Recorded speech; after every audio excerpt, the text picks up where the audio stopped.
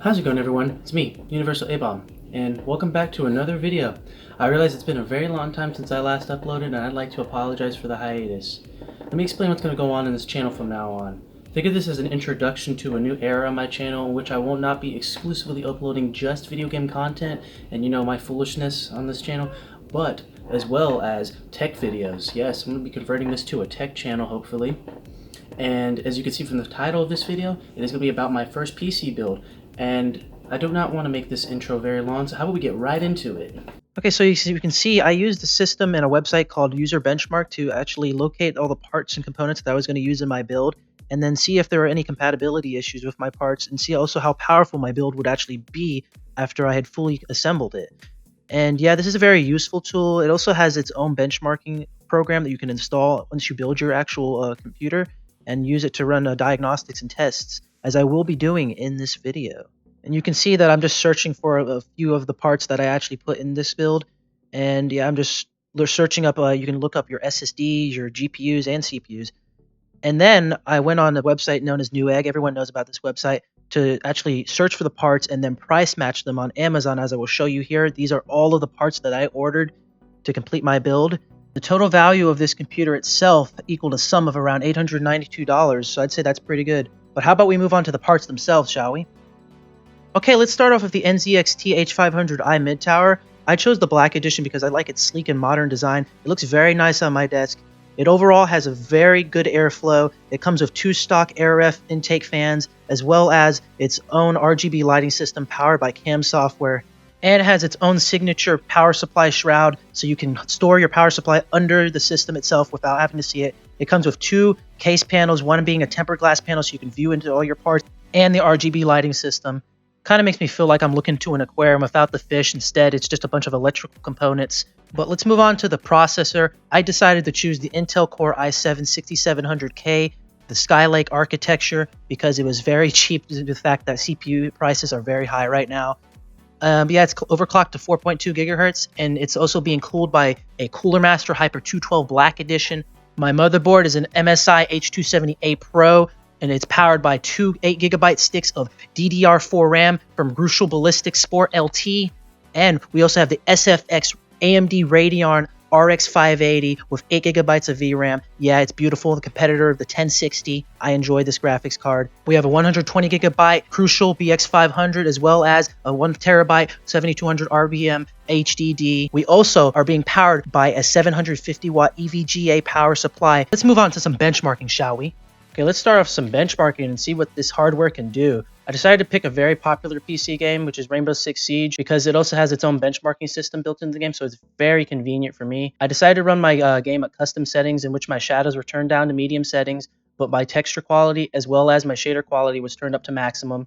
I've actually been having trouble lately trying to figure out what are the optimal settings for my computer on multiple games, due to the fact that I'm not fully aware of how powerful my hardware is. If you guys can post it in the comments and tell me what are the optimal settings for my hardware, which is an RX 580, of course, I'd greatly appreciate it. And let's move on to an actual match, and yeah, basically I'm getting the same performance in this as I did in the benchmark. It's an average of 59 frames per second with a minimum drop to still 59. Its maximum was 60. Due to the fact that I'm limited to a 60 hertz refresh rate monitor, I'm going to be upgrading to 144 hertz soon. And yeah, it's basically just me fooling around. It's 1 round of bomb defusal, I believe. And yeah, I got 1 kill from what I remember. I was about to get a 2nd kill, but the match had already ended. I was inside the bomb site. Yeah, stay tuned actually, because I'm probably going to be uploading multiple Rainbow Six Siege videos in the future. Yeah, you saw there I got that kill though. Yeah, I'm actually getting decent performance. Like I said though, I wish I could get a little higher than this. Just not sure how to fully, optimize my settings. Yeah, not really much to say about this match. It's not really that as exciting as I would get in other matches while I'm just randomly playing.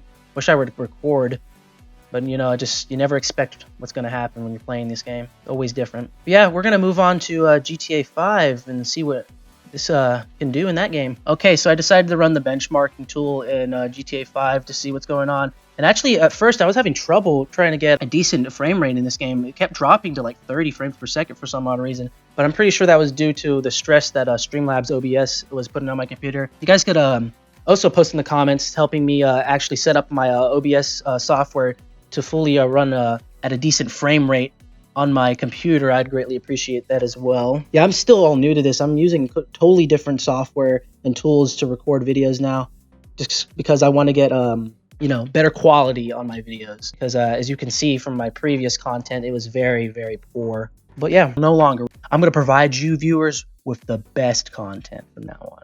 I will settle for no less. Yeah, running a decent frame rate right now. Only dropped to about 59 frames per second. Still holding 60 frames at most. Yeah, not really much to say about GTA 5. It's, one of those bare minimum games that's been optimized fairly well on most PCs, so anything can run it. It's just one of those tools, you use. You're like, you gotta be able to run GTA 5. I was actually very curious how well this could run Crysis, but I didn't have access to my DVD-ROM for the game since I'm just in another state away from most of my stuff, because I am still a college student. That's one of the biggest reasons why I've been taking a hiatus off of YouTube, is due to college. It's been very busy. But you know what? It's good though, getting that education. I met a lot of cool people too along the way.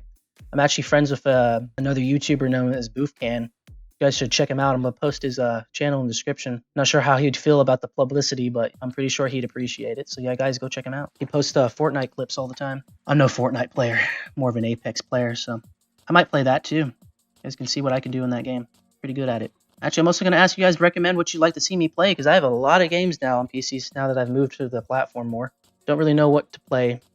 Honestly, I go around playing whatever. I'm actually curious about getting back into playing COD Zombies, but as of right now, my interests in the game mode are very low. The fact that Black Ops 4 was a very disappointing game at both launch and continuing it through its life cycle so far. But I have been very excited about the upcoming map Alpha Omega.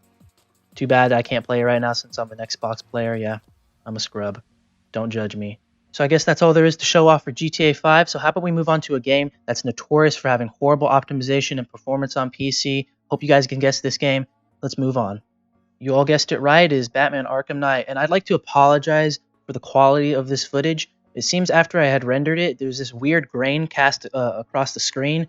And I don't really know how to fix it, other than I might just have to re-record this in the future or something. But yeah, I decided to run the benchmarking tool in this game as well, and I got an average frame rate of about 59 frames per second. I'm pretty sure it has something to do with VSync being enabled, which is causing this to be limited to only 60 frames per second. Probably get higher frames if I disabled that. But yeah, so far this system has been handling everything I've thrown at it, and it's been running at pretty decent frame rates. I'd say also the temperatures are really nice. I haven't reached anything on my GPU higher than 75 degrees Celsius, and my CPU has been staying at a relatively low temperature, about 60 degrees on most games. I just love the NZXT H500i case. It is a very, very good case. It has nice airflow, and I have to say that NZXT has my full support. I'll be purchasing more of their products in the future, possibly be purchasing an X62 Kraken all-in-one cooler, because I want to also see how much better I can get temperatures on my CPU, as well as I just enjoy RGBs, dude. RGBs all the way. I want to flex those lights. And there's nothing else really to say about Batman other than that it's a very gorgeous game. It has very nice graphics, very good detail. I love everything about it. I'm a big fan of the Batman Arkham franchise to begin with. I've actually recently reached 100% completion on Arkham Asylum and Arkham City, and I'll be hoping to reach 100% completion on Arkham Knight as well in the near future. I did originally own this game on Xbox One, but I got tired of being limited to 30 frames per second. I wanted to go all the way with 60 frames and above. And yeah, I achieved that, and it's a far better experience, I'll have to say. But yeah, we're going to get into a little bit of combat right here. I'm going to show off everything that is in this game and see how well my build can handle it. Right here, we're just going to beat up a couple thugs. Oh yeah, here we go. Oh, take it. That's right. Yeah, honestly, I don't like to brag or anything, but I'm pretty decent at these games. And I love completing some of the AR challenges, like the Azrael's Atonement one. That is a really fun challenge. I got a very high score on there. And here we go. Just going to take out this last thug. Boom, he's gone. Now we're going to ride out in the Batmobile, and we're just going to cruise around Gotham City, We're going to get a little bit of boost right here. Watch this. Boom! We're going for it. And we're going to hop out of the cart, the Batmobile. We're going to glide for a few seconds, and now we're going to move on to the next game. See you guys there. Okay, so I decided, why not end this with a very popular and iconic game, a favorite of mine, and that is Portal 2. Yes, everyone should know by now that this is not a very demanding game. It can run on nearly any system at maximum settings, but I decided, why the hell not? It's a very good game. It's a puzzle game. I love puzzle games. And yeah, I got an average about 60 frames per second with a few drops, 259, but you know, I'm pretty sure that was due to Streamlabs OBS, of course, as I said previously.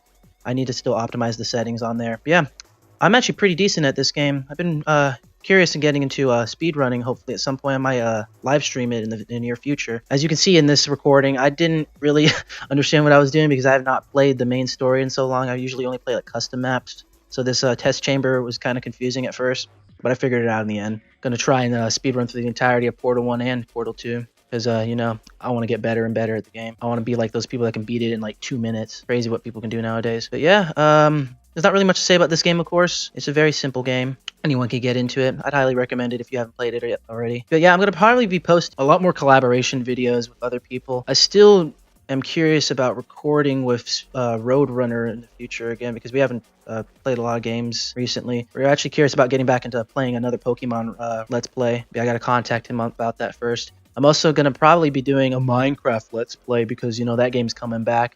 Already got footage recorded with my friend Chase. I'm pretty sure you guys have heard of him before in another video. I'm just going to go ahead and give him a shout out as well. His channel name is Ion Gaming Official. He posts some very juicy and enjoyable Call of Duty gaming montages. They're very funny, very silly. I recommend you guys check them out. But yeah, guys, I have nothing else to say, but make sure you like, comment, subscribe if you enjoyed this video. Recommend in the comment section what you guys want to see me upload in the near future, whether it be gaming videos or more tech videos. But yep, hope you all have a wonderful day, and thanks for watching.